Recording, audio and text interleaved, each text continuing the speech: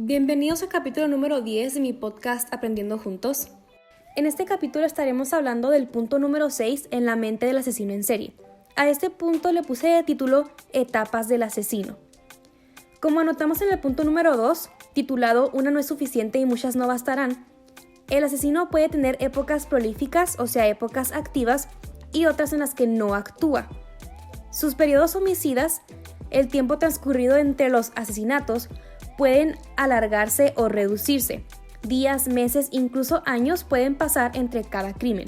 Vamos a hablar de una serie de etapas para comprender la evolución del deseo homicida del asesino en serie. La primera etapa es titulada etapa de tranquilidad. El asesino mantiene su vida normal.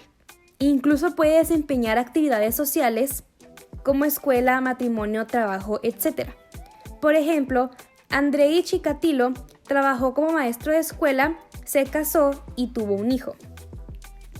Esta etapa entra en crisis con fantasías de muerte y perversión que rondan la cabeza del asesino.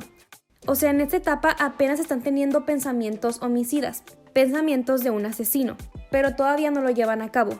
Esas son fantasías que pueden parar con torturas animales, actos de necrofilia, robo de cadáveres en cementerios o prácticas masturbatorias compulsivas que brindan al objeto algo de tranquilidad que no durará mucho tiempo.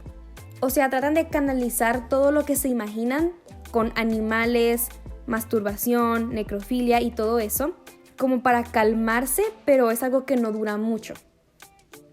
Es difícil trazar un promedio de edad en el cual el sujeto empieza a experimentar la necesidad de atacar o matar. Algunos criminales actuaron antes de los 18 años y otros actuaron pasados los 30. Los perfiladores del FBI han trazado un promedio que va de los 20 a los 25 años, aceptada como la etapa estadística donde la mayoría inicia su vida criminal. A medida que las fantasías sádicas se tornan más vividas y fuertes, el sujeto que las sufre tendrá la irrefrenable necesidad de llevarlas a la realidad. La segunda etapa se llama etapa inicial crítica, asalto relámpago. Las fantasías de muerte y destrucción se hacen incontrolables. La mente del asesino está invadida por episodios donde somete a sus víctimas. El estado de angustia amenaza con desbordarse. Entonces, cuando sucede el asalto relámpago, en el cual el asesino escoge una víctima al azar,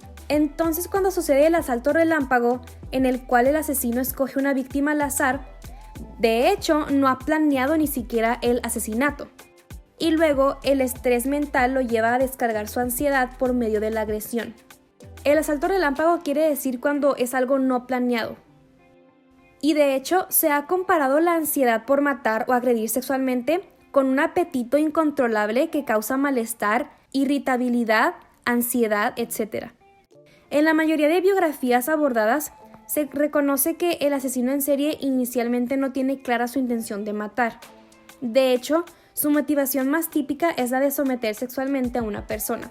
Esto ya lo mencionamos en un capítulo anterior, en el capítulo número 4, para ser específicos. Su intención no es matar, simplemente es agredir sexualmente a una persona, en algunas ocasiones, claro. Generalmente esa etapa se caracteriza por una extrema violencia sobre las víctimas y un descuido total por parte del asesino. En vista de que el crimen se cometió de manera imprevista, es el mejor signo para entender que se está ante un homicida primerizo, aún sin experiencia. La tercera etapa es la etapa prolífico-episódica. El asesino empieza a matar de manera serial en periodos cada vez más cortos.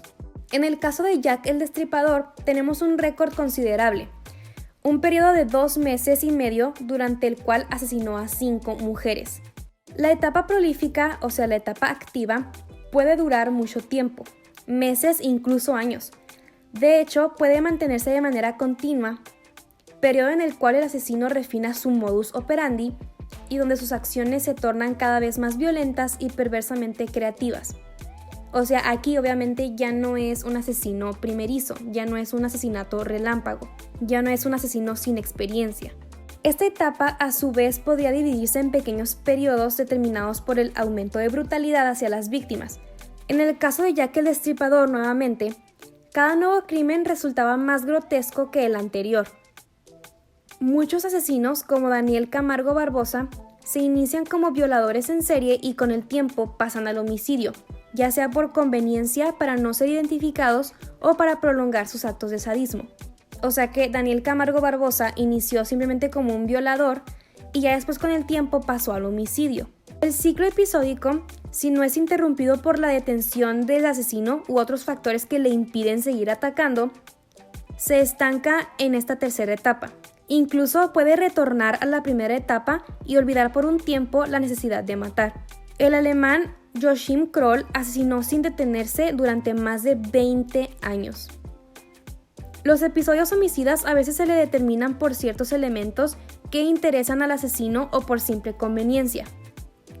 John Wayne Gacy, del que próximamente hablaremos en este podcast, aprovechaba sus constantes viajes de negocios para cometer nuevos crímenes.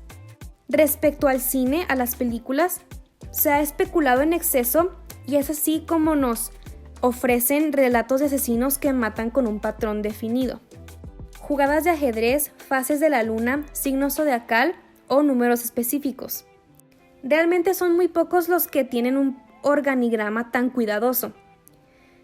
En el caso de Jack el Destripador tenemos una preferencia por la primera y última semana del mes. O sea que él solo mataba la primera y la última semana del mes, digámoslo así.